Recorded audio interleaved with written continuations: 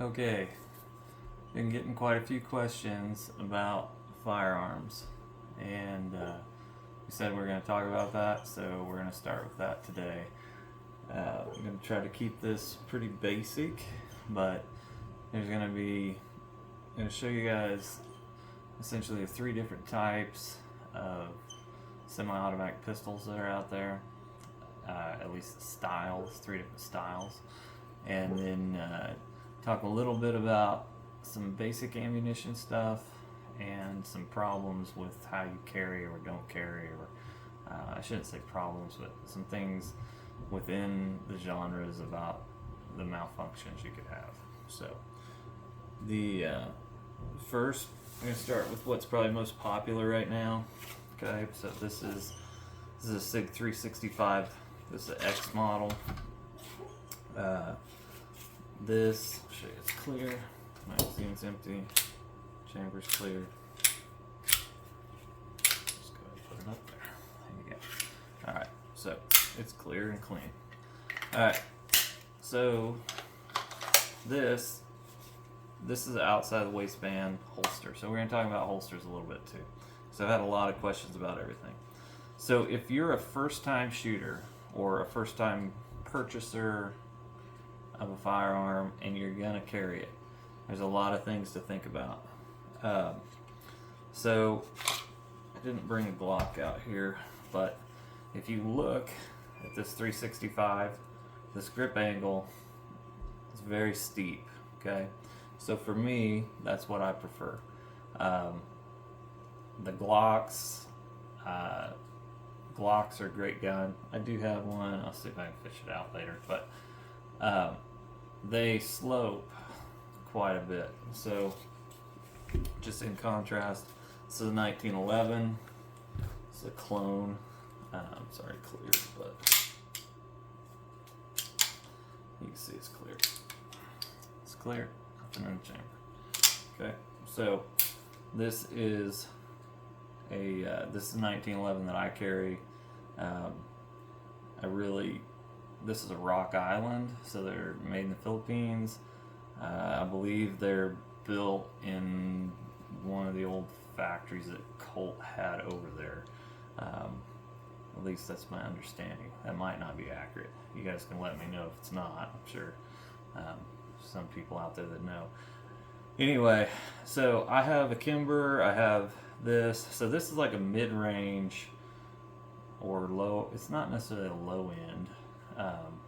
It's probably like a mid-range 1911. I mean, 1911s start at, in the $500 range, and they go up into the multiple $1,000 range, just depending on who builds it, who tunes it, what you have done. So they're kind of I don't want to say they're the sports car of handguns. They're just built differently. We have stuff that functions better, runs better nowadays, just runs more and more rounds without issues. So that being said, this one, they're like, a lot of people are like, don't carry a 1911 for self-defense because they have malfunctions. This has probably had 1,500 rounds through it since I've owned it, and it has never had a single malfunction. That's not to say it won't tomorrow, but it hasn't. And this is first Rock Island I've owned. This is a tactical too. It's got the G10 grips. It's got the rail. It's super heavy, so it's nice when you're shooting a 45 caliber round. We'll talk about that a little bit. But so anyway, to get back to the grip angle, if I hold these two up to each other, you can see the difference. See how steep this one is versus this. Okay, so this would be, we could consider this more traditional because it's been around since 1911. A lot of the SIG stuff's going to this. A Glock is even more of a slant. It's got more of a taper. So for me, concrete finisher for a long time. My wrists, I don't have a lot of mobility. So somewhere between here and here is great for me. This is actually better, but I like a 1911, so I'm gonna carry one. So anyway, we'll get back to that in a little bit. So grip angle, and then there's all kinds of grips. So this is a H&K. Let's see, it's clear. This is one of my favorites. This is a 11. This is a 10 plus 1. I thought it was 11 plus 1. But anyway, this is a 10 plus 1 SIG. It's a 12 plus 1. So, but the grip, so this is a little different. So it's shaped like the palm of your hand.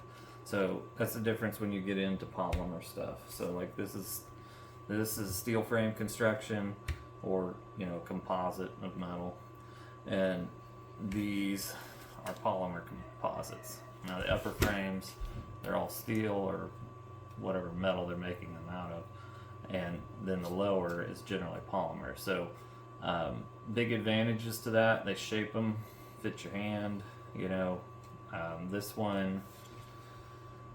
This one, so if you're a big guy, you can put a back strap on it, extend it. You can put straps on the side. It all looks like one grip because it essentially becomes like one. It's molded to it, and so it can be adjusted for your hand. So, and when this is a concealed carry magazine, so the other magazines, they have an extra loop, so you get your third finger on there. So lots of different variations in firearms. So as we go back to that, so first, when you start looking, have an idea of what you want, and then pick what fits you well.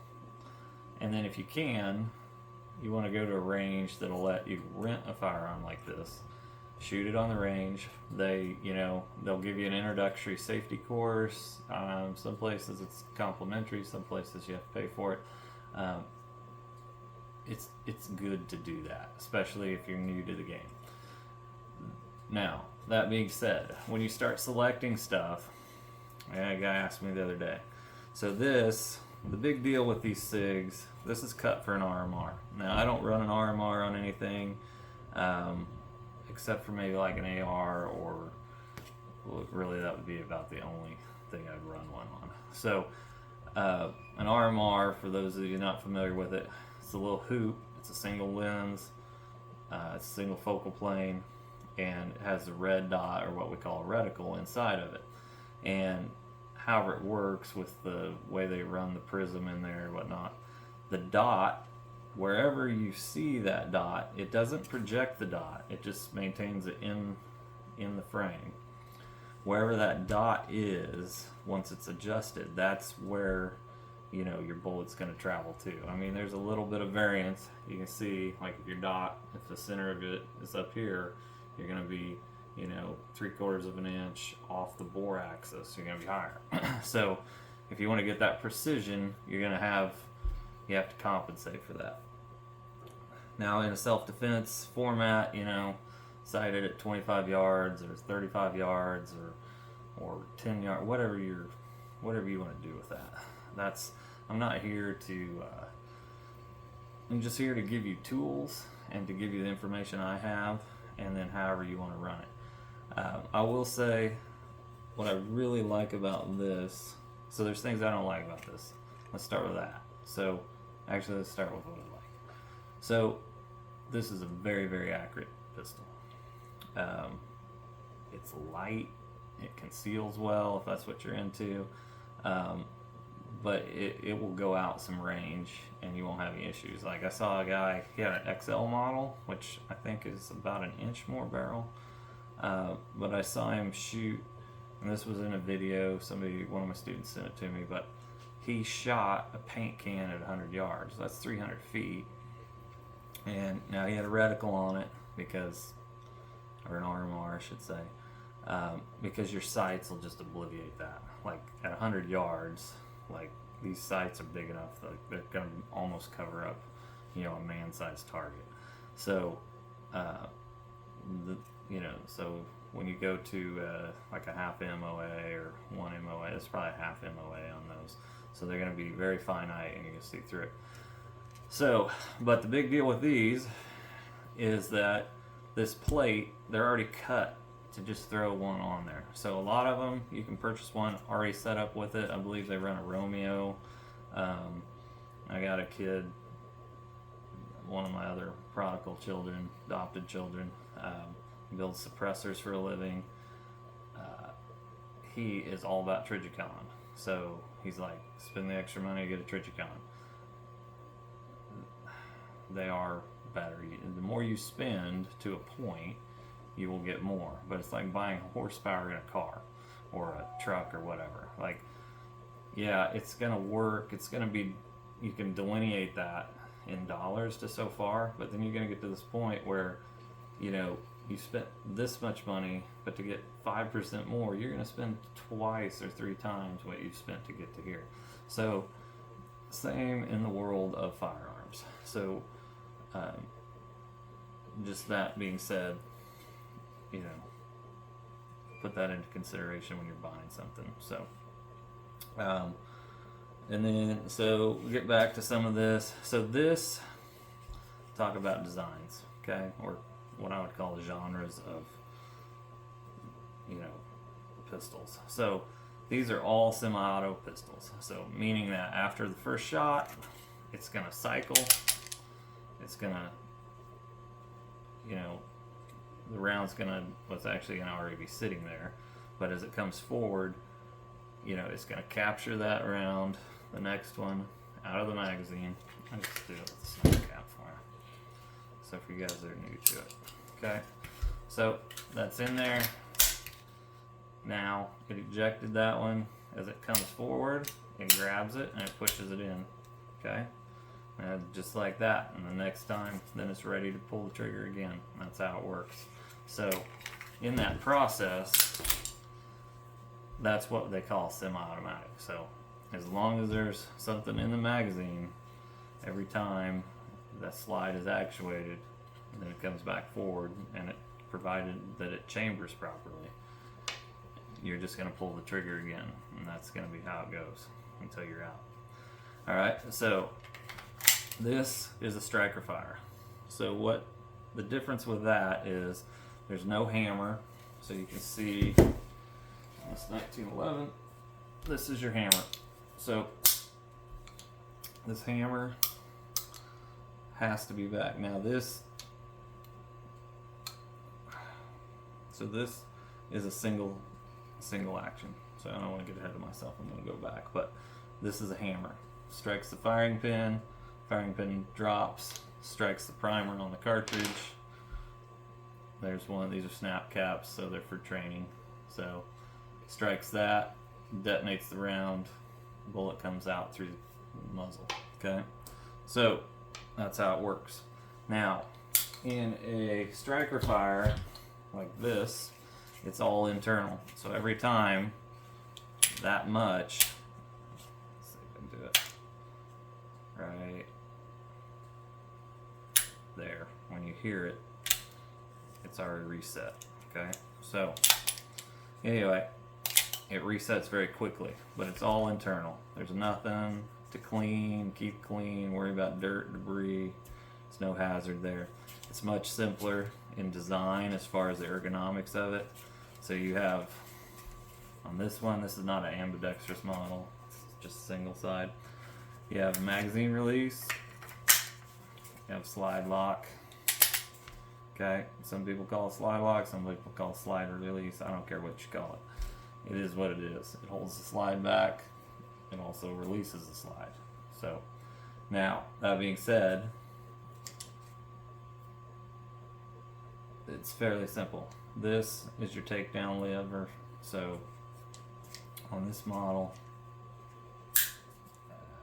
I'm not going to do it actually. I'm not going to do it. So, we'll talk about tearing it down later. These are very easy to tear down. One takedown lever, you spin it, slide the upper frame off. Your barrel's all there. It's very componentized, easy to clean, easy to maintain. So, so again, good for beginners. Okay.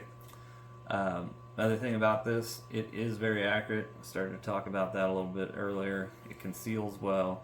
The only thing, so the biggest thing about the SIGs is the way SIG does their marketing.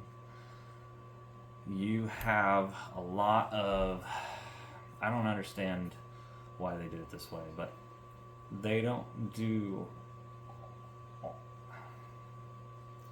so they do all their inspections, but they use the market to find some of the errors in the mechanics of it. So like there's been recalls on these.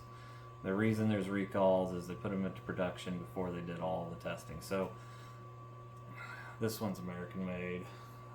We call it Sig Sauer Arms. This is an HK, okay, Heckler & Koch. This is Austrian made, I believe. These are in Austria. Nope, sorry, Germany. It's almost the same thing to me, but I'm sure they think it's different. So this is made in Germany. So the standards where this is produced, because it's European, it has to go through a lot more stringent safety testing. So you're gonna have you're not really gonna have any concerns with this. This one, these have been in production long enough as well, as long as you're not buying a used one. The new ones, there's not any issues with these either. I mean, you can get on the internet, you're watching this, you can get out there, you can watch all this stuff, okay? Some of them, they're like, hey, it gets dropped, it goes off, possibly, you know. Taurus has had that problem in the past, I think. Well, I shouldn't say that, but I believe a new guy had a Taurus, and it was a concern. So,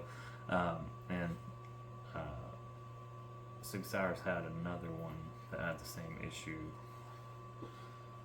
years back, I believe. But anyway, a lot of them have things. It's just part of the game. So this has been out long enough. You buy a new one, you're not going to have any trouble. Now that being said, very, very accurate, very, very smooth. It's still a 9mm and a very compact. This is a subcompact. So recoil, for me, recoil is not a big deal. So for I have daughters, they're small framed. It's a little bit for them. It's not a pleasant pistol for them to shoot. They need to build up to it. Everybody can. There's, years ago, when my wife first started shooting, she runs a Glock 17, which is full frame, but she's very petite. So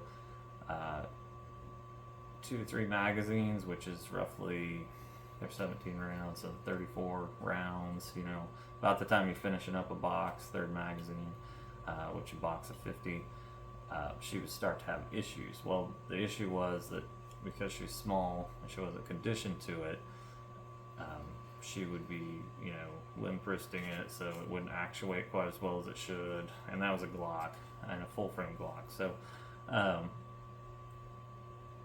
if you're gonna carry, you need to practice. That's all it means. It doesn't mean that firearm's not suited for you. It just means that you need to understand where you're at in your process with that. So, okay, so striker fire.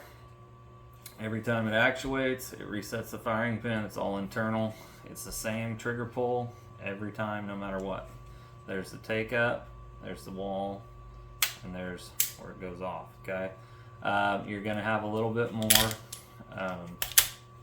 you have a little bit more weight. So the trigger pull is gonna be a longer stroke to here, and then you're gonna have, I think these are set around 5 pounds, not sure. Anyway, so you see that creep, and then there it goes, okay?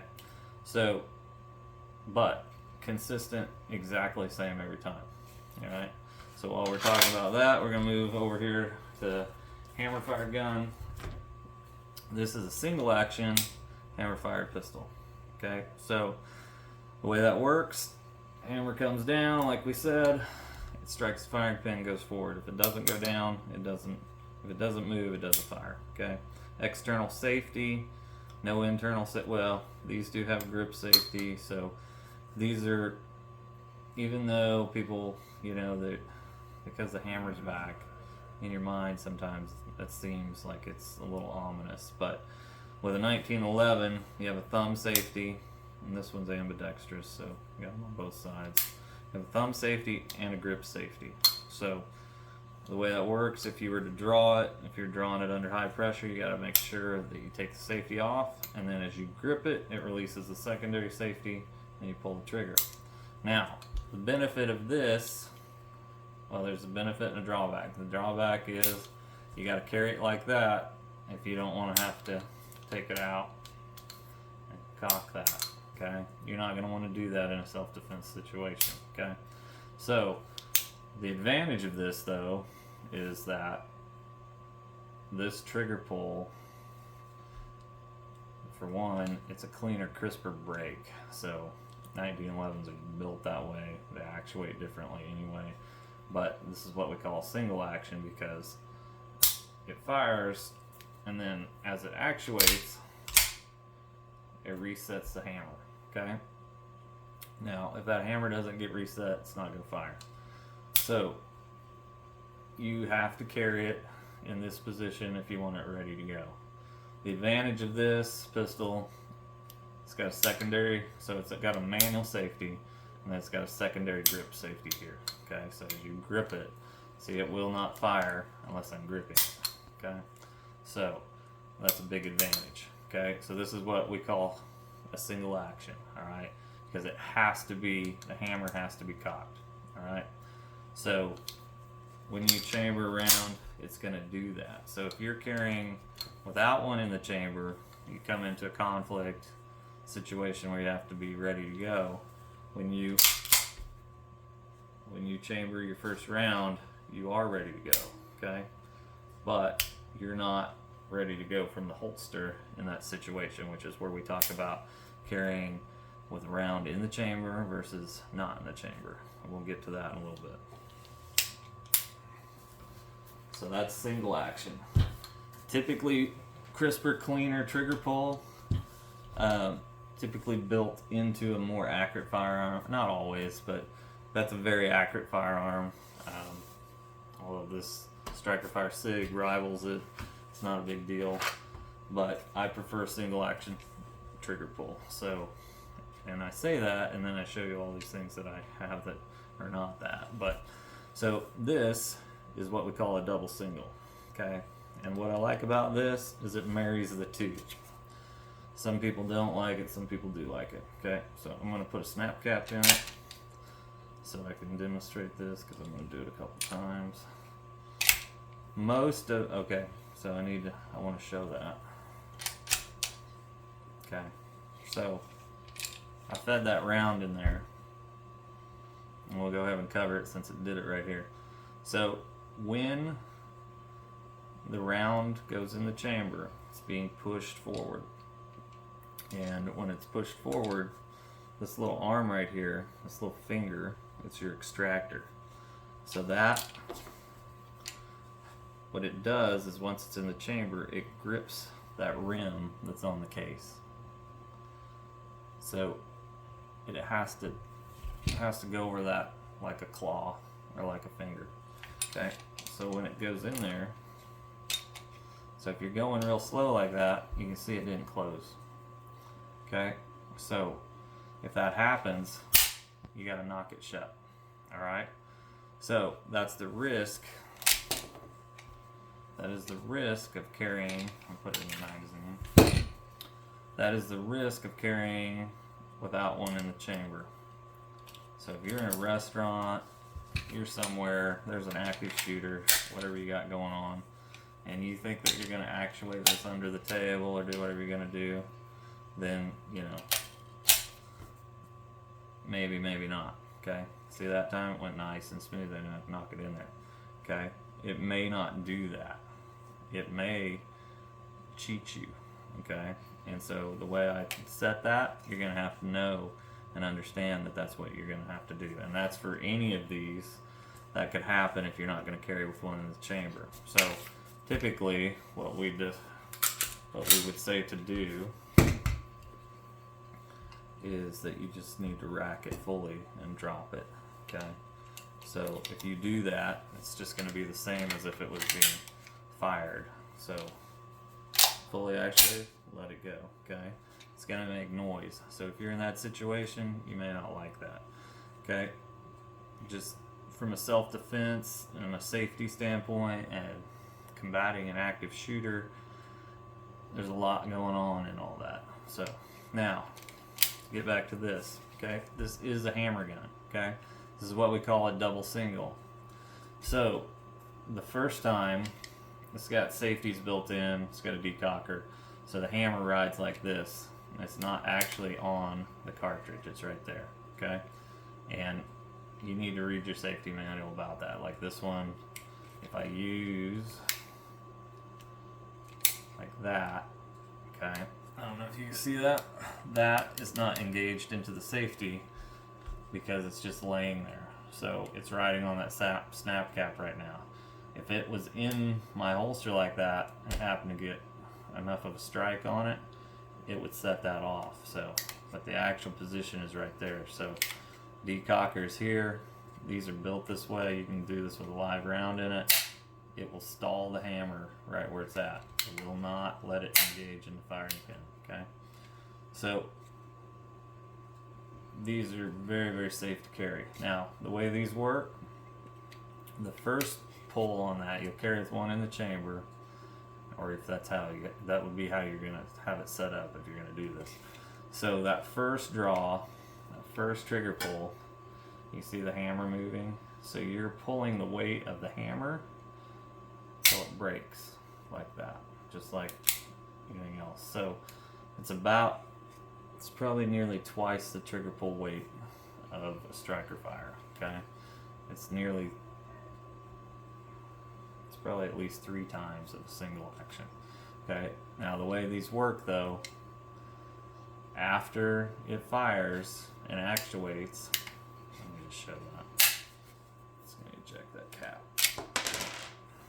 After it fires and actuates back, it resets, just like the single action one did.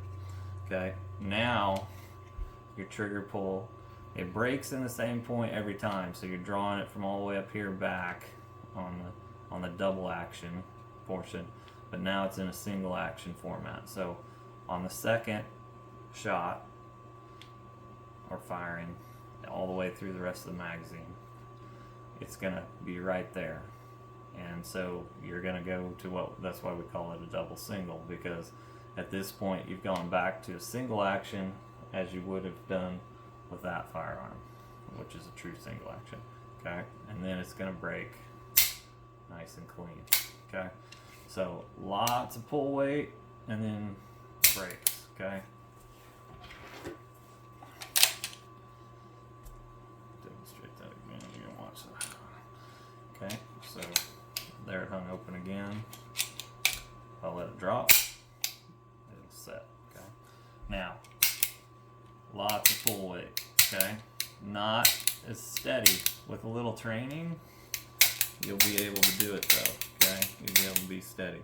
And then your follow-up shot will be nice and clean like that, okay? That's the advantage, disadvantage and advantage of this, which is a double single versus the striker fire, okay? So, same trigger pull every single time on this one.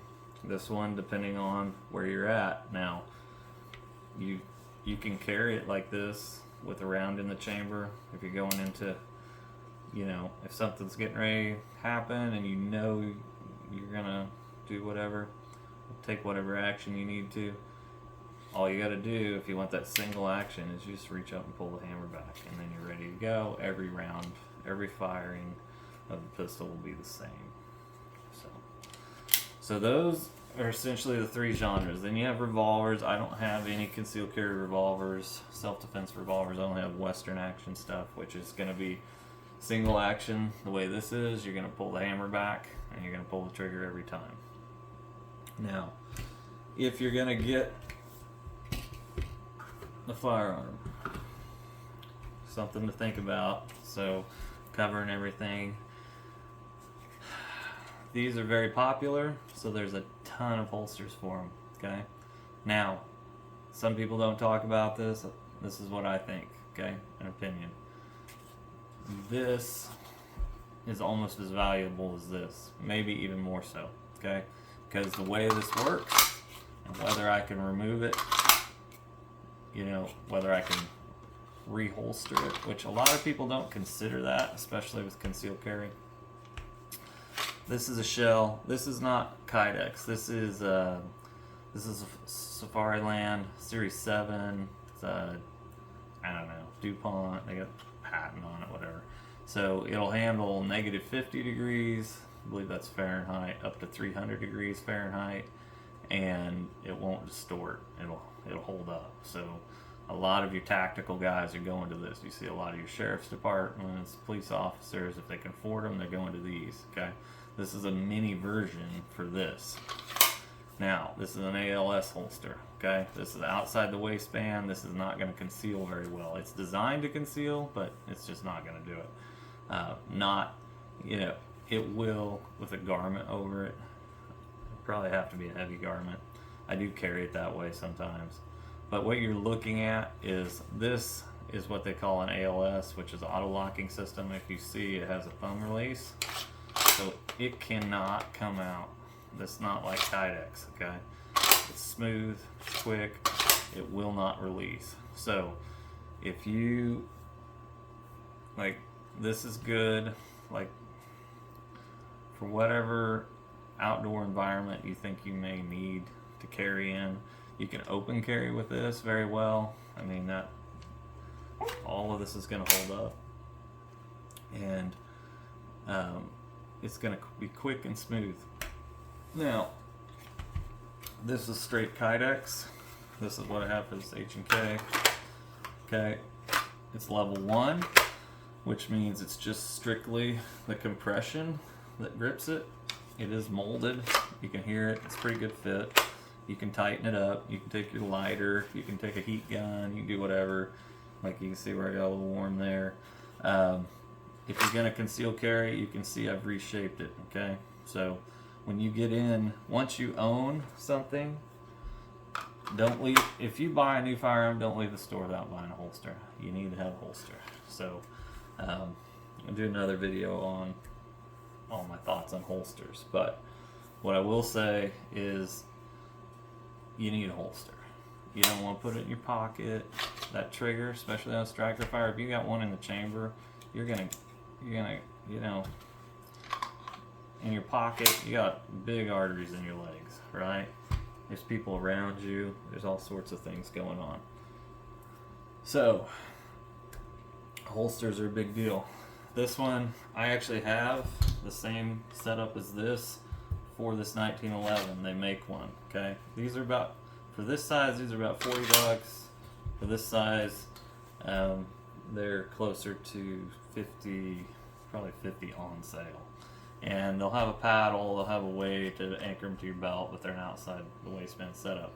I have built a frame, a chassis for this, so you can run it inside with this Safariland 7 setup, or Series 7 I should say. Anyway, so this is leather. Leather's always nice. If you're going to carry a 1911, leather's nice. So it's traditional. So this is Kydex reinforced with leather. This is a VersaCarry. Fits this really well. Has a lot of nice cant to it. So my body type, traditional carry like this is it's the way I conceal. Okay, you can appendix carry. You can do all sorts of things. I'm not a fan of appendix carry. I'll talk about that later. But like, there's some things with how we train, at least us, versus some of the other schools of thought in self-defense, and I'll cover that stuff later. But I prefer a 3, a 4, or 5 o'clock on your strong side, and I'll be doing a video about that later. So these are the 3 types, though, the 3 classes or genres. Now, as I talk about that again, so this is heavier than this. It's quite a bit heavier. The slide is about, they're similar, but you can see the difference. There's a lot of different, there's more meat there. This is a subcompact, but this is more compact. You can see the thickness there too, like that. So 12 rounds plus 1 in the chamber, 10 or 11 plus 1 in the chamber. I'm pretty sure, even though it only shows 10 on the stack on the slide there, that it's actually an 11 rounder. I'm pretty certain of that. I know that the new ones, they extend it just a little, and they're 13, and you can get 15s as well. So I'm pretty sure this is 11 plus 1. So this is going to carry a little more as far as capacity. It's a little slimmer. You know, that being said, this is a more expensive firearm. It shoots nicer, cycles smoother. My dad wants this one from me. I'm not going to give it to him. He's going to have to buy his own. This one shoots really well. So I shot a wine bottle, first shot out of the barrel, 45 yards. The Elijah Dickinson, whatever his name was, there was a big challenge. Everybody was analyzing that. He was at like a food court or something. There was, you know, active shooter, and he got him at 40 yards. So I walked out 45 yards. We measured it off. First one right through a wine bottle, and that's with the iron sights like this without a reticle. Now the follow-up, I only carry 11 in my magazine in this. Well, it depends. I carry 11 in the one in it, and I carry a full magazine in my extra magazines. The reason for that is that the spring tension on that first one, I just like to lighten it up a little bit. It just helps, in my opinion, it helps make sure that you don't have a malfunction in that first go. So when you're reinserting a second magazine, you're not going to have that concern because it's going to be up. It's not going to be actuating against it. There's not going to be any friction in there. It's just going to grab it and go. So, and also, if you're at that point in the fight, more likely you need every round you have. So, and of course the same argument we made for the first magazine as well. So, this other thing about choosing your firearms, this is just, you know, it's a strong side, right hand dominant firearm. Okay, it's not ambidextrous. This is, okay, it's fully ambidextrous from both sides. Slide locks from both sides. You actuate it. I'm not a lefty, but it has, and the difference is it does not have a button for your magazine release. It has a paddle, okay? So I can trim that with either hand. I can trim it from this side with my thumb. Just whatever you want to do. So there's that. Now it is right hand dominant on the decocker. The rest of it though is fully ambidextrous. So if you're a lefty, you need to think about those things as well, okay? And something I didn't talk about, I don't do lights, although all these I'm showing you have a rail on them. If you want to run, you know, like a stream light or I don't know, there's all kinds of lights out there now, but they're super bright, super intense. So if you're carrying this for home defense, I mean, so I have a guy that runs one. He runs a 320, SIG 320, I think. He runs a sidecar, which T-Rex Arms makes. So it's an appendix carry, second magazine, you know, so he's got like 34 rounds on it. Or they might be 19 rounders. I'm not sure. Anyway, he runs an RMR and a light. And that's his preferred setup. So lights have their place. It's more of a home defense thing, I believe, or a very, very tactical thing. I kind of see like a cat in the dark, so I don't necessarily need a light. Another thing you need to think about, if you're running a light, if you're shining that light, everybody knows where you're at. So if you're going to run a light, you just want to spot it on the target, you know, do your thing, turn it off. Because if there's multiples, they're going to just, wherever that light was that you turned on, they're going to zero in on that, and they're just going to drop rounds on it. And they won't know if they hit you or not, probably, unless they have night vision. But, you know, there's ambient light, It's differences in how you use that. So anyway, that being said, so this is a very big gun. You can conceal this. There's a lot of guys, including me, in certain situations. Depends on what you're going to carry, what you're going to use, what you're going to do. So, but this is a full frame gun. If you like full frame, if you like the weight, if you like just how it feels, you know, you are limited. It is a 8-round magazine. Traditionally 7, now they're 8s. So 8 plus 1, if you keep one in the chamber, it's 8 plus 1. So there's that. Now I wanted to show something, one quick issue, and then I'll shut this video off. We'll start over some other day. If you're going to have to do it this way. If you're gonna run on an empty chamber and you bring that out slow, whatever the circumstances is that you need to do that. You see it didn't close. See the muzzle? Slide's not closed, okay? If you don't understand that, you go to fire, it won't fire, right? Okay, it's out of battery, it's not gonna fire. Okay, you might have already failed in your intentions at that point. So now the extractor has not engaged. So if you actuate the slide and you go again, now you've just double fed, okay? So now you're in real trouble because now you've jammed the gun all up, okay? So while I am a big fan of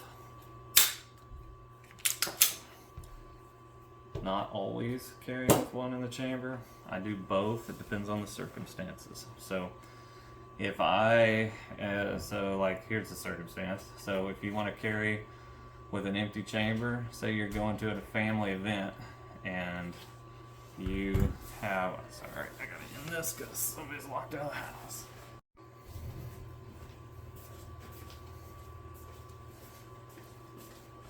All right, amateur video hour here. Somebody was locked out of the house for some reason, and I was here by myself. So we're gonna have a cut in the film, but here we go. Okay, so scenario for carrying without one in the chamber. You know, if you don't have this, if you just have this, okay, this could get, okay, there's no retention. I mean, there is retention, but it's just this, right? It's not a lock, okay? So let's say it's this holster. This doesn't fit it, but let's say it's this one, okay? Say you're at wherever, family event. I don't know how your household runs, but say you got a brother-in-law, say you got a brother, family member, and you're carrying, and you know, you get in like a little family fun brawl, right? Like there's families that's what they do. I mean, it's not a bad thing. It's just how they show that they care about each other. So if this comes out, something happens, right? Whatever, very negative consequences there. So you might want to not have a round in the chamber if there's a risk of your firearm either being taken from you or your firearm, you know, coming out, whatever. Last thing you want is for that thing to creep out, something to grab that trigger. Oh, see, there it went. And, you know, either you or whoever you're tossing with, or, you know, it's a lot of young children running around at Thanksgiving, right? So you might want to consider that. It's not all about you. So so that would be a scenario where you might want to not carry with one in the chamber, okay? Another scenario for me personally, because of my martial arts background, same, essentially somewhat the same. So if I knew I was going to go into an engagement where lethal force like this, a force multiplier like this, like I would have it, but that would not be the objective. The objective would be that it would be like a hand-to-hand situation where you're trying to, you know, apprehend somebody, or just, you know, it could be domestic, it could be a family thing, right? So you're not wanting to go to, you know, a lethal altercation. You're just trying to restrain somebody, or you're just going to physically engage in a hand-to-hand setup, right? And so if you lost your firearm, which you're not supposed to do, by the way, that's supposed to be one of the rules, but if they were able to remove it from your possession and take possession of it, if they drew and were going to fire on you, they would not know that it didn't have one in the chamber, okay? There's some crazy Israeli stuff out there where they will train that they always rack it. So they will always actuate the slide before they go. I've know a guy that teaches that for overseas training. He's an operator, and like if they seize like an AK from whoever the combatant is, they will, they'll rack it. They'll actuate that slide. There's an argument for that, like, hey, what if there's only one round left in that chamber, in the magazine? You just dumped it, okay? It'd already be in the chamber, I suppose, at that point in that scenario. So that's a risk. Now, that's not a risk in your own personal firearm, though, right? So, but just keep in mind, there are so many multiple levels of training at this point that are out there that people are going to do and practice, because, they either live in an environment where that's relative to them, or it's a hobby, who knows. So anyway, so put that out there to answer some questions. We'll get more in depth on stuff at some other time. So there you go. Talk to you later.